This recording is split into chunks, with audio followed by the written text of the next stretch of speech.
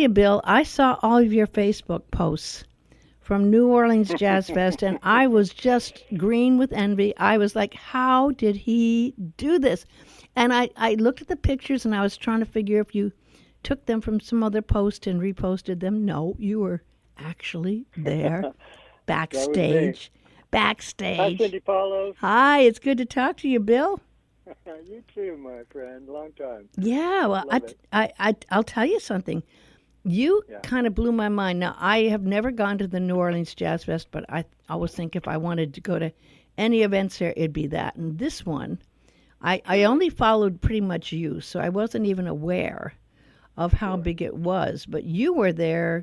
You were there doing it in style the best way. And how in the world did you pull that off? Oh, it goes back to the early days when I was just a kid, Cindy. My parents moved us just across Lake Pontchartrain there. You know, New Orleans has that huge lake. Part of what flooded in Katrina, actually, when the levees broke. And we lived across the bridge, the 26-mile bridge in Mandeville. And I was just out of high school, and I was into the music world. I just loved every bit of music. And my folks both grew up, I was listening to big bands when I was just 5 years old at the house with them. You know, they were total music freaks, loved to dance. So my mom says to me one spring day, "Hey, you can borrow the station wagon if you want, young man. And I hear there's a little festival happening across the lake." Oh, wow, okay. So, of course, I get over there, and I get hired on the first day as like a 17-year-old, just a kid. You know, I was just a PA and a runner, and happy to be there, actually.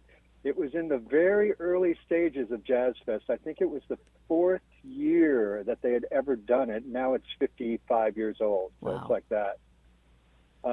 And I just, one of my first assignments, my mom said, "Take the station wagon, go ahead." And they gave me a parking pass that I was like, okay, New Orleans, big city, lots going on.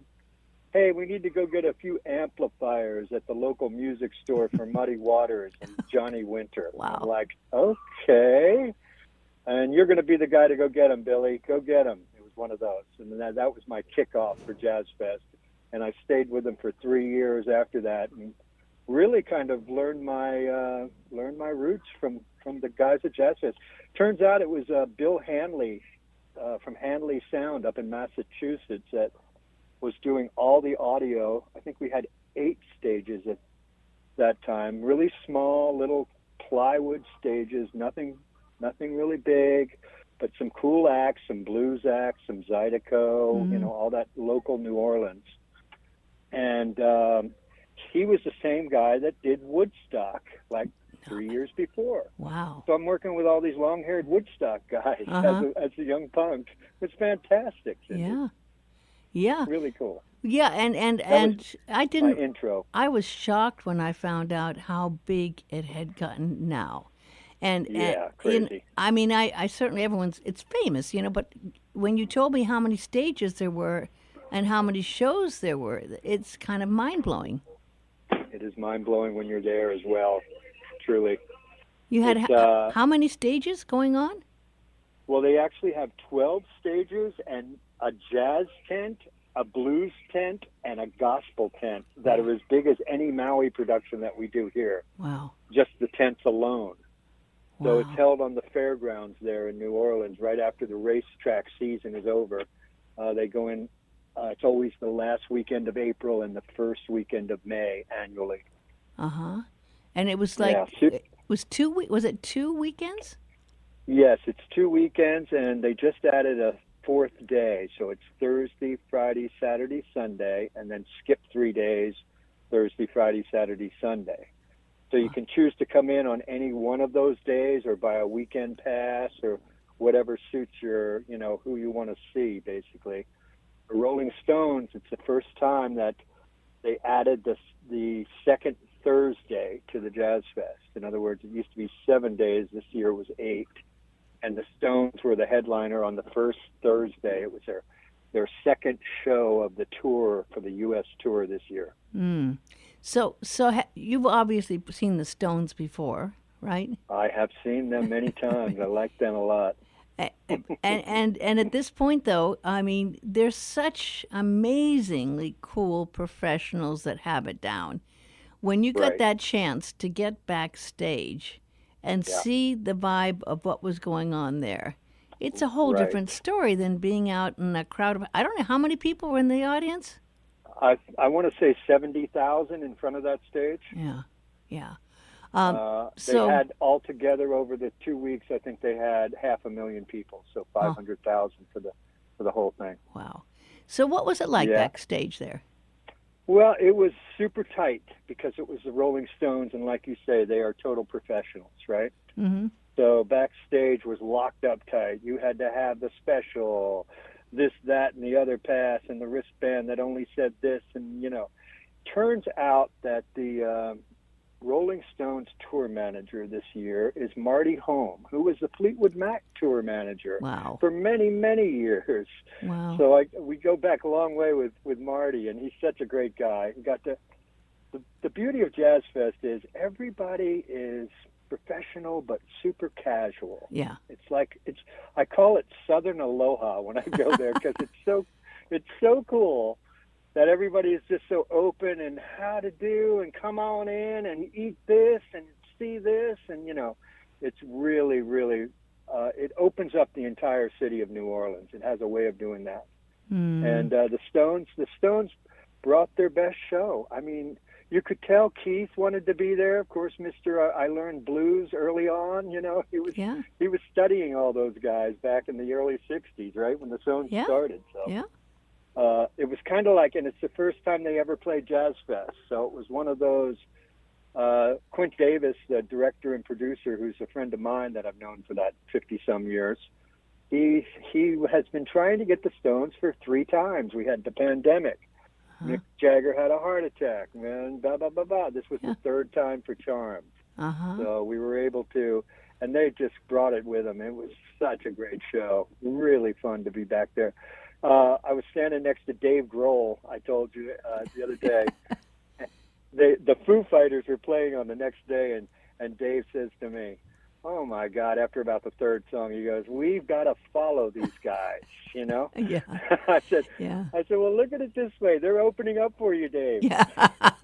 But do you think they played a little bit more blues, or kind of tried to do a little more solos that were bluesy solos because it was the Jazz Fest, or kind of more funk? Or what did you feel there was any kind of nod of recognition in their music to their playing there? I did. You know what they did? They brought on a couple of local, just fantastic performers. There was a Zydeco guy named Dwayne, and he has a Zydeco band, Rockin' Doopsie. Dwayne Doopsie is his name, and they brought him out to play Zydeco accordion on "Let It Bleed." Oh. And Jagger gave him a great intro as a local talent.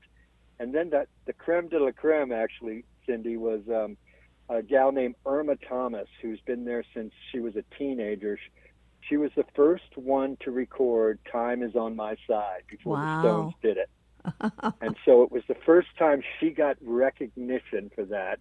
And Mick took her hand as an 80-something-year-old gal, walked her out on the stage, and they sung it together in front of 70,000 people.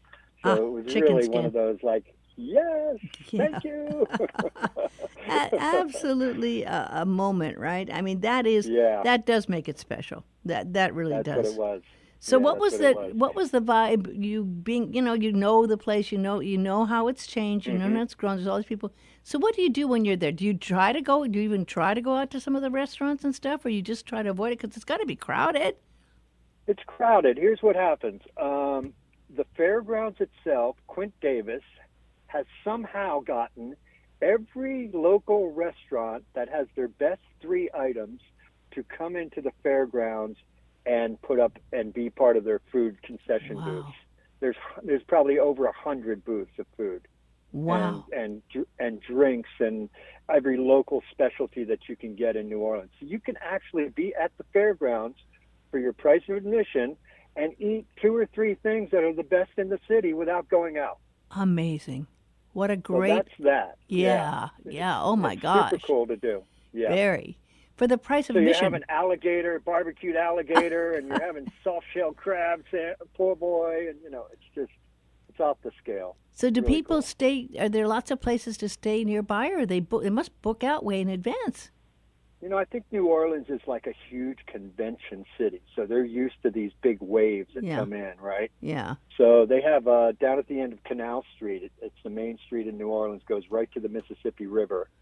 The French Quarter borders it on one side, and right all around there, you've got the Hilton, the Hyatt, the Marriott's.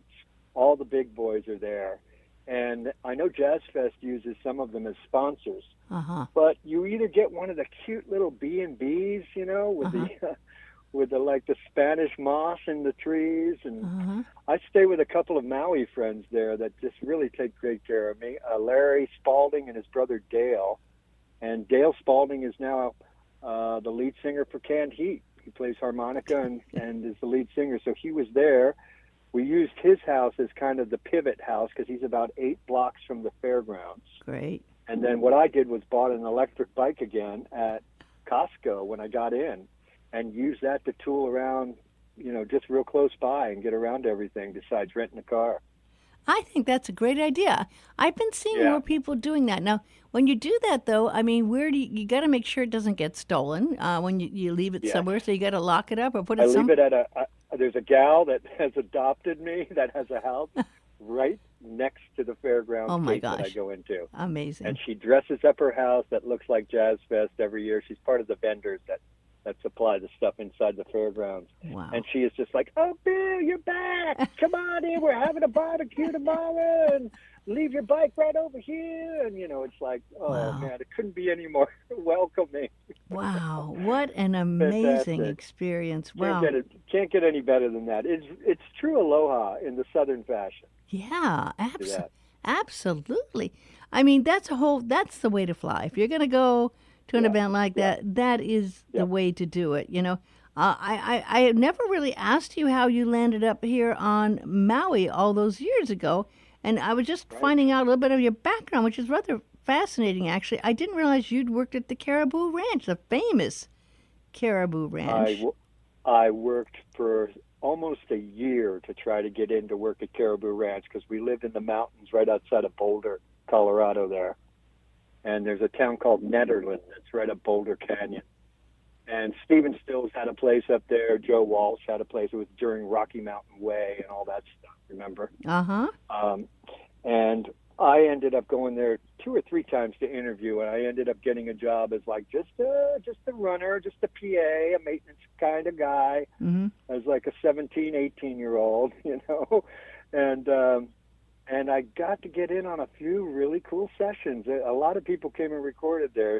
It's where I met Stephen Stills, who I later worked with at 505 Front Street. Remember that? Oh, yeah. When Henry Capono and him partnered up over there, and Marty Dredd was kind of the house band for a long time. Yeah. Yeah.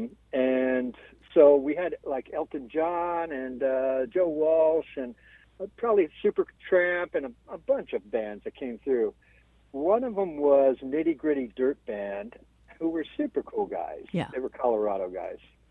And usually the bands would stay there about 5 or 6 weeks to record an album. It was back in the day when the money was flowing in Right. the record business, right? Uh-huh.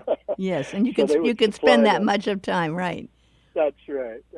So I ended up being friends with the drummer, Merle Bergante, who played with Loggins and Messina, believe it or not, who had just been to Hawaii and just sailed all over through Maui and wrote the Lahaina song and all that right then. Mm. And after about 2 or 3 weeks getting to know those guys pretty well, and Merle, you'd have meals with him every day, and it was like a ranch setup, like a big communal thing because you were on a private ranch, right? Mm-hmm.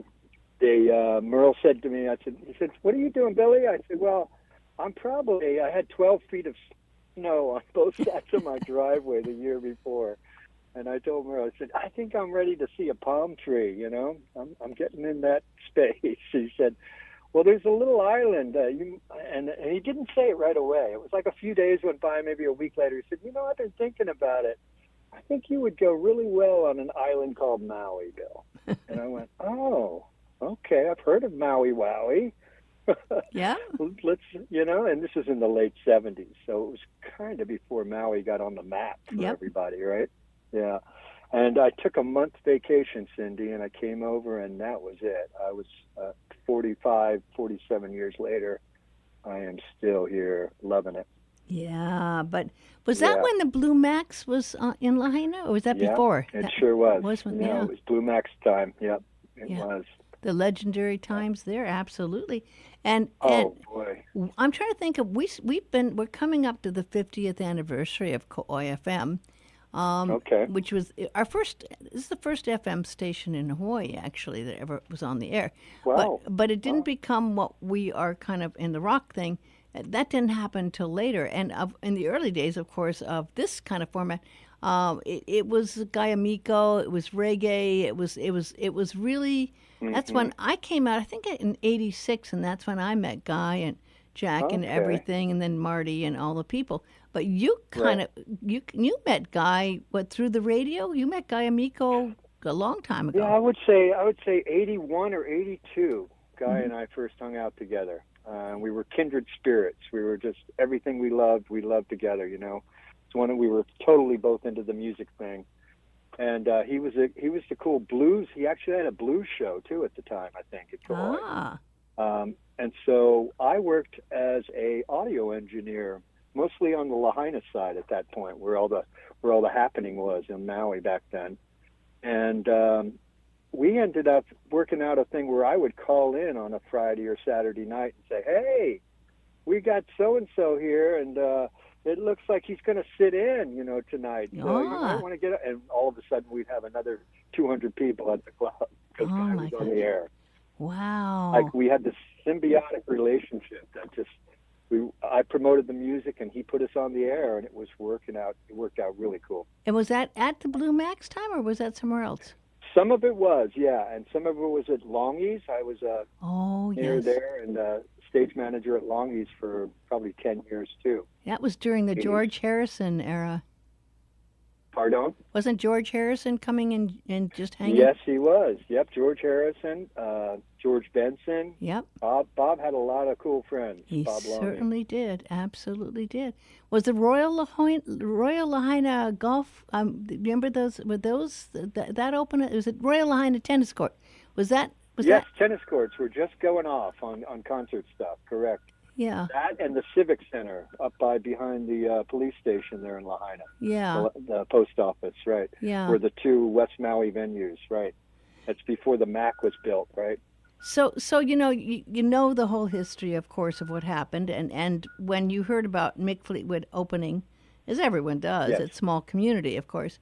right. When you heard about that happening, it was kind of like, well, what's that going to be? Everyone was a buzz about Yes, that opening up. Not really sure because we all know there's people who have been partners in places, but not necessarily active. correct. And Yeah. and and I think it blew a lot of people's mind when they really realized that Mick was going to be playing there. He And wanted the outlet so bad to be able to play on Maui. mhm. He was willing to buy a club. Yeah, yeah. And, Yeah. and when did you got involved in the early stages of working with him, setting up the shows I, and doing that up on the roof a lot of times and sometimes downstairs, right? Right. I had been working with Mick. Let's see, we opened in 2011, restaurant, I believe it was 20, and I had been working with him about 4 or 5 years as a production manager and tour manager for his Mick Fleetwood Blues Band. Oh, I didn't know that. And yeah, that was the original concept. As he called me, I got this call. Hello, Bill. This is Mick Fleetwood. I'm like, okay, Guy Amico, what are you doing? you know. You never get a call from Mick Fleetwood. And he says, no, it's me. And I want to come in. He was so cool, Cindy, because he said, I know how the local scene is, and I don't want to step on any toes. And I want to come in very calmly and smoothly, but I want to bring my music to the island. Uh-huh. I was like, wow, that is fantastic. So we actually went around the little clubs. I said, I know this guitar player that's fantastic, and I know this bass player that plays with this blues, these guys, and there's Mark Johnstone that plays in Paia, Mm-hmm. And we went around, we picked up a 4-piece band, and we rehearsed for about 2 months, and then his manager, Carl Stubner in Los Angeles, said, "Okay, boys, are you ready? I've got a festival for you over in, let's see, where was our first one? I think it was in somewhere in Europe." And that was it. We all had to get passports. It was like, "Okay, guys, we've got 3 weeks.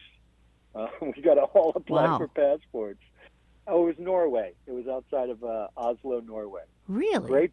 Great big blues festival. And what had happened was, get this, connection to the Stones. Bill Wyman had a big band after he quit the Stones. I guess the Bill Wyman Review or something. A lot of horns and all that. He had canceled like a month before. And so they were like, "Oh my God, we need somebody. Oh, I hear Mick Fleetwoods put something together. Perfect spot. We'll plug him into that." And so we were like, boom, last minute entry of the Blues Fest. Wow. And that was our first gig. That was our first gig overseas. So you did many tours then overseas, or did you do more from that? Since you were over there, did you continue doing other scenes and clubs and festivals? We did play a couple of little small things then, but we weren't really booked. It Mm-hmm. was sort of like the band was so new that we hadn't really got our promo packet or anything together, right? Yeah. So we came back, and then we toured, I'd say 3 or 4 more times all over Europe, and that way Mick is just beloved in Great Britain, Yes. no matter what he does. Did you So have those some were all nice great guests shows. that wanted to come in and play along when he Yes, was doing England? We did. Christine McVie, for the first time, came out of hiding after leaving Fleetwood Mac Yeah. at one of our little blues shows in her town, Canterbury, England.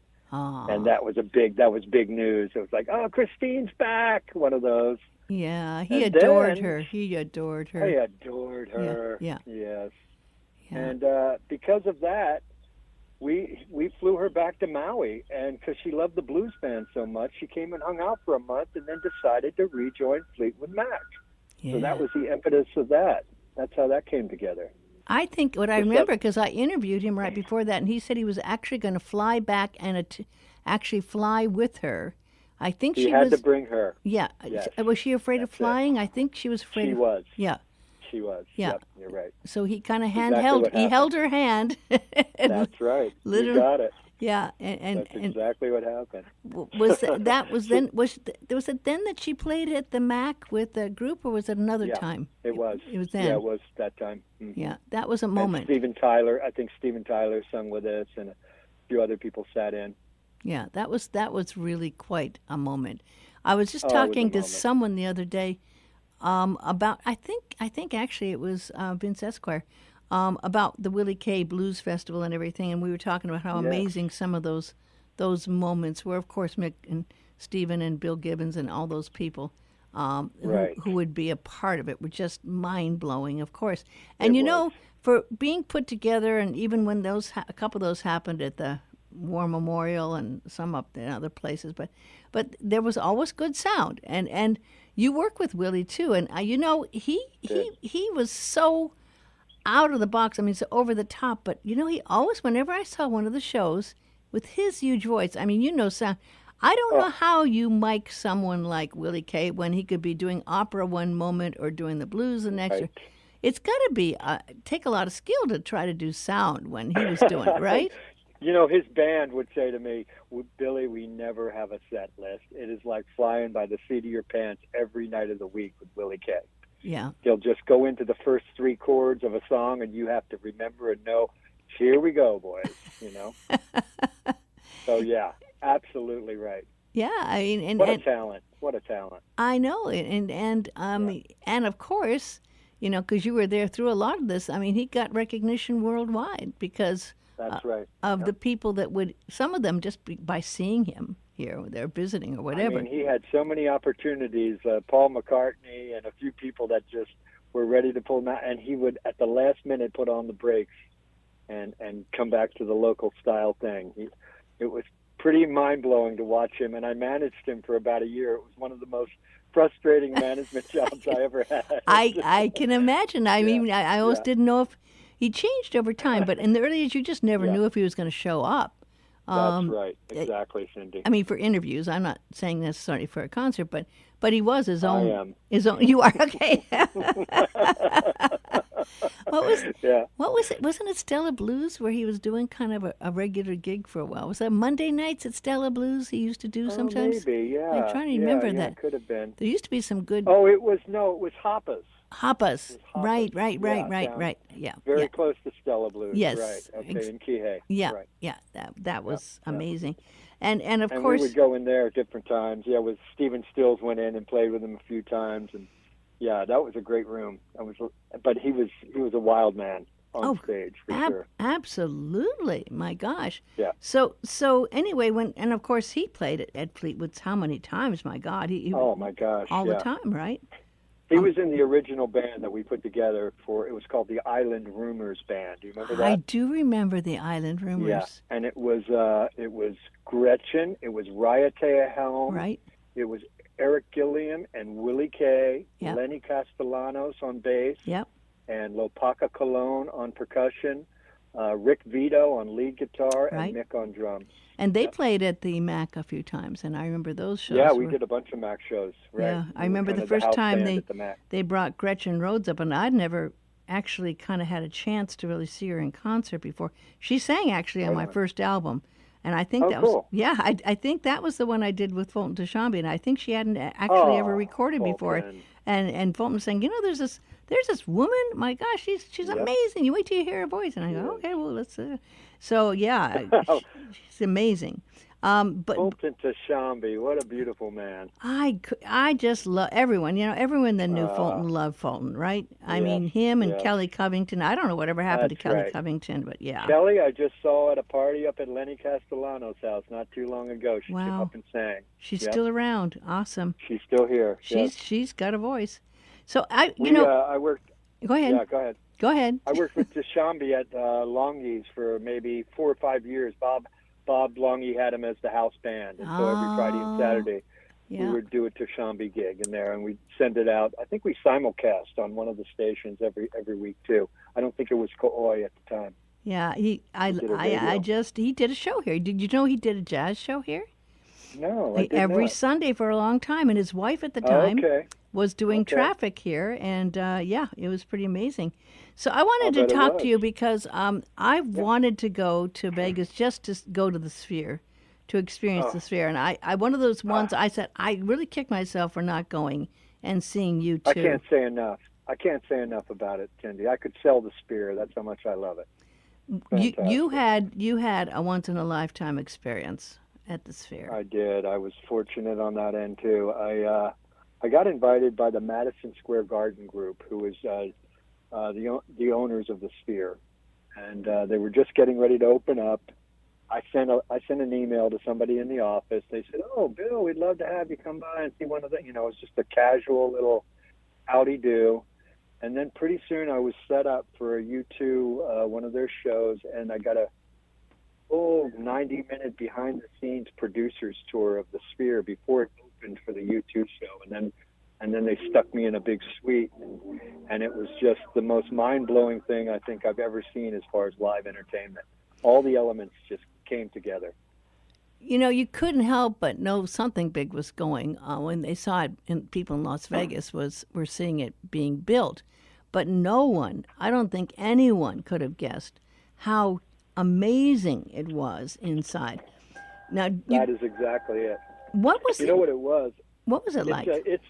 Let me tell you this. When you walk in, you feel dwarfed, first of all, but the seats go up at an angle that you get vertigo walking down your aisle to get to your seat. We went in when it was empty, and he took us all the way up to the top, then took us all the way down to the stage level, and then everywhere in between. And they have this new technology out of Germany. It's called beam waveform technology, Cindy. And the sound alone in any seat of the 20,000 capacity room, any seat you sit in sounds like you have a pair of 3D headphones on. Wow. It is so crystal clear and so all around you that you don't really even sense where the sound is coming from. It's not like a stage. Wow. And it's behind the dome of the 12. You know how we love 4K TVs and how crisp they are? This is a 12K Oh, not. 4K 4.5 acre screen What? of what their images are on. Yes. And the speakers, the 167, I'm nerding out here, the 167,000 speakers are behind the screen, so you do not see one of them, but you feel them. It's Amazing. mind-blowing. It what? You can be 6 feet away from somebody. They did a demonstration for me, Cindy, Mhm. where you could be 6 feet away from somebody and you would hear something in English and they could hear something in Spanish Oh my or God. French. Oh my God. That far away from you, that's how precise the beam technology of sound is. Well, what about the visuals? How many? I mean, I saw these. Yeah. I mean, it's like thousands. It looked like 100 at least different little visual things going off and all the way up the screen and around and everything, right? Yeah. Yeah, I highly recommend anybody that can see a live show of any kind of music that they love at the Sphere. It is a once in a lifetime. I left there saying to myself, I think this could be the future of live entertainment. Oh yeah. Like, it's so mind blowing that I know London is looking at the next one. So Yes. Vegas, that's really, you know how Vegas is. Yeah. That's really the only reason I ever would go to Vegas Yeah. again, to be honest, because the Sphere is there. Oh, Because it's Vegas doesn't really attract me like it does a lot of people. But you know, Bill, there's more music happening in Vegas, you know, the music Yeah. that rock and everything than in Los Yeah. Angeles now. That's right. That's right. I mean, there's more money there, right? So That's and right. there's more parking and there's more ability to do all that, you know. So That's right. they kind of just stole that whole thing, you know. I mean, did. I haven't gone to too many, but I would really love to see the Santana residency or some of the others, Oh, you know. definitely. Yeah, You bet. I mean, but I don't think that I don't know what they have planned for the Sphere as far as music. I really kicked myself for missing you too. I would have Yeah, it loved to have was seen that. But- Amazing. This weekend, in fact, starting I think tomorrow is Dead and Company. From now until the mid-June or July, I believe it's mid-July. Yep. And it's every 3 days a week. It'll be a 3-day weekend every weekend at the Sphere. That's going to be awesome. That's going to That'd be great. It must have Yeah. been amazing and mind blowing to be able to be there and see that in that situation. My God. Well, to see behind the scenes as a production guy like I am, I couldn't have been any happier. It was just mind blowing to see what they've done with technology these days. Well, and what a gamble. I mean, I guess you said it cost $2.3 billion, but they'll get their money back. You know what I just heard yesterday on a report from Vegas that they're making $1 million a day just on the movie alone. Oh Cindy. my God. $1 million? $1 million a day. Oh my And they gosh. still say they're losing a little bit of money. God. Well, I guess I guess, can we have a minisphere here? I guess that's not the Can we same. get a minisphere, people? Can we have a minisphere? Or a Yeah. unisphere?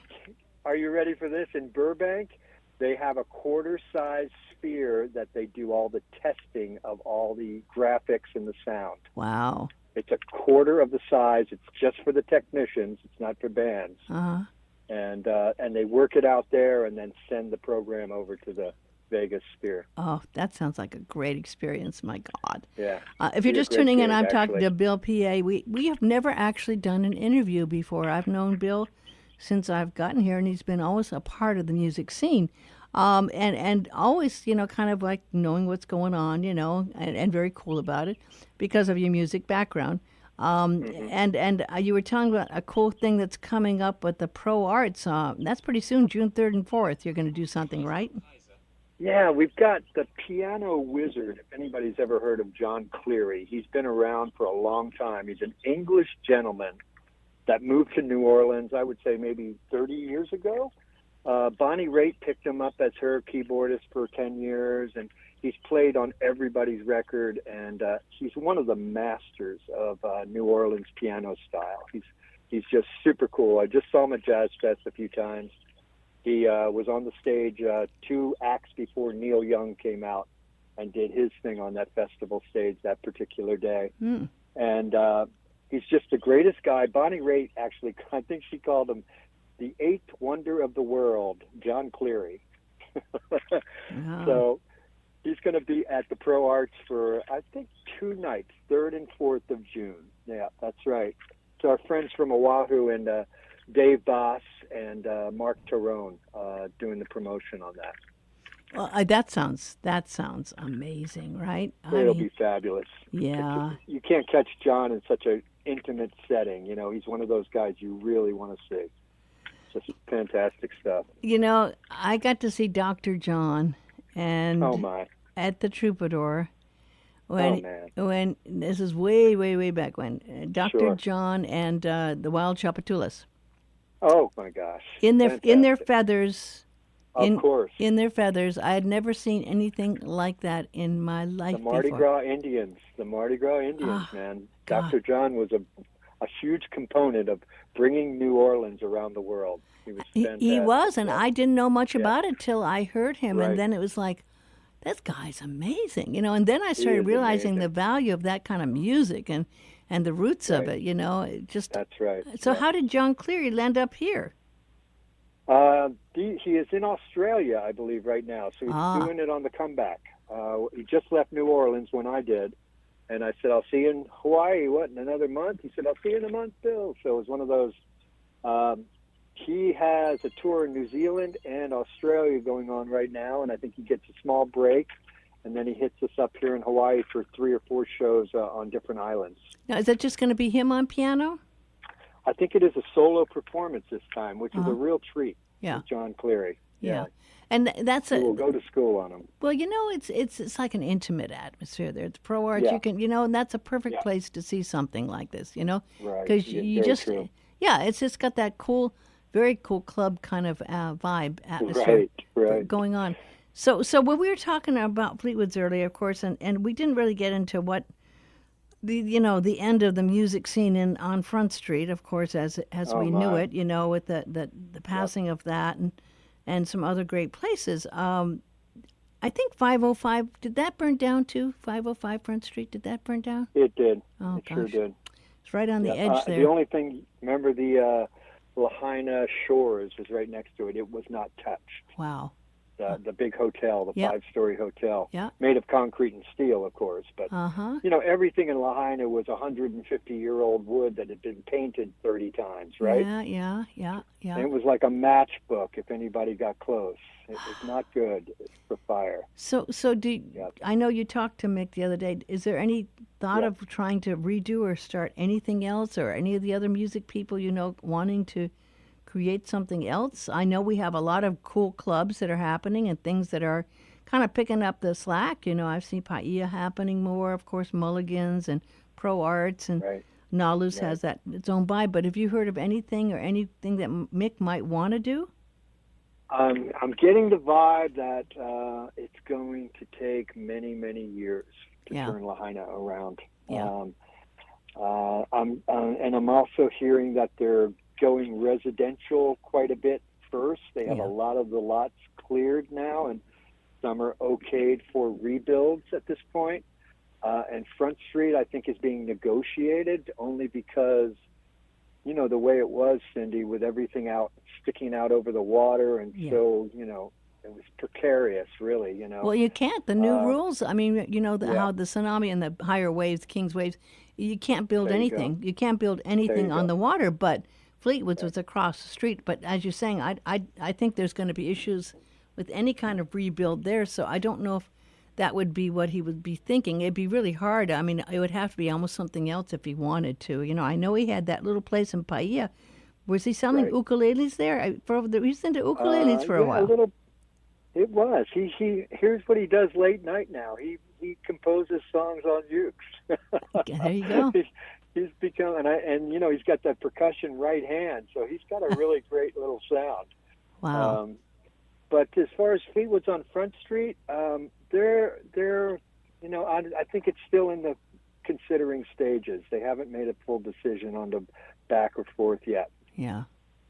We're gonna see where that goes. I was sad. I think that there are a couple of people that did lose their lives up there. I heard maybe a chef there, and something like that. We're still feeling the aftershock of all of that. I can't even. When I think of Lahaina now, it just hurts my heart so much. It still Yeah. does. Yeah. I just don't want to see, a plastic Disneyland version of Lahaina being built, Oh, right? no one does. They won't. That So won't. No, that they will won't. not We're, happen. You know that. They we're will not hoping let that that. just the Hawaiian contingency alone will Yeah, not ever let that happen, yeah. right? No, that's not going to happen. Yeah. The But authenticity is really what made the town, right? yeah, yeah. Yeah. It's going to be an The interesting. history of it all. It's going to be an interesting venture to see what does happen in the long run. But It will be. it It may will be be. past when I'm here. I don't know. It could be so many years. You wonder. It's like I don't know if I'll even be around to see that at some point. It's like it's going to change a lot, but I don't know if I'll be I around. think it's definitely a new chapter. Yeah. There can't be any doubt about that, right? So what are you doing Yeah. now? You don't have. Do you have any kind of regular gig, or what's your life like I now? am just I am just loving my life at this point because I'm able to travel a little bit and I'm picking and choosing some music events that I go to and want to work at, and I've really trimmed everything down. Nick is off the road almost completely now, so with no outlet here in Hawaii to play currently. So that sort of disappeared years ago, right around pandemic for all of us. Yeah. Uh, and since then, like I said, the paradigm shift has really created a new space. And we're just going to have to see what comes out the other end. I know I'm giving it up for all the youngsters that are in there doing all the production and the sound and getting the bands here in Maui again. We don't have a lot of the old originals still around doing the thing. Well, Village Sound, Village Audio, for Village sure, Audio, Bruce. right? Village Audio Yep, still yeah, doing gigs still out there. there, right? Still do Yep, Bounty and we have Music, Art Bento at the Mac, of and course. So yeah. we've got a little bit of a foundation that's still here, but I'm sure it's shifted. Oh yeah. The way it's been. Oh I don't yeah. know.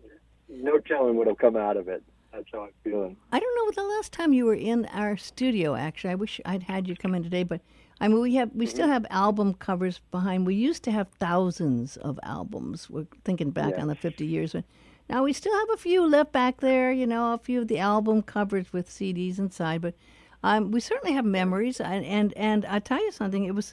It was quite an amazing ride for us being able to have some of the great people who would pass through over the Very years true. come We into were here. super fortunate Yeah, here yeah. on Maui, and Kauai got quite a few of them. Yes, Marty Dredd.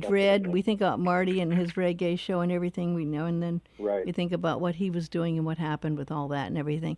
But Yep. but you know what? There's still people who love. I do the Buzz, the morning show there, and there's still people that just love good rock, and there's still people who really do love music. As you know, I mean, there's so many great Right. musicians. You know all of them. Right. You know all of Yeah. the great musicians that live here. Some that have lived here and moved on, like Carlos Santana and Sammy Hagar and others who used to live here and have That's moved right. on, right? That's right. Yep. But there's always this music vibe of great musicians on Maui, Yes. and I can't see that ever changing. It's just I don't think it will. No, it's a nice little hideaway for those guys when you get off the road. I noticed every time we toured, we were all so happy to get back to Maui. It was never a like, oh no, we got to go to New Jersey. Okay, no, yeah, yeah, we're going home to Maui. Come right, on. right, Yeah, exactly. and yeah, you're right. It's a special place for a lot of people. Yeah, it absolutely is, and I think it's just we look back and kind of feel very lucky that we were I do. able to be a part of what has happened in the past over the Very last fortunate. 30, grateful. 35 years, Yeah. where when it was Yeah. the heyday of all this amazing music that did happen. So, That's right. I'm seeing people not making any money, unless they're big names, not Sure. making any money doing releases, but still doing music. They're not making Right. money. They're certainly not making money on their releases, album releases, unless they're big time. That's right. Um, I s- switched over. Yep. so what we're seeing is people doing it for the love of doing it. There you go. And, Yeah. and, So and there's like Gretchen Rhodes is Yep. out recording again today. Yeah. that's right. Yeah, yeah. Yep. So more power to them. It just makes me feel good when I think about the roots. And we were talking about John Woodhouse's book.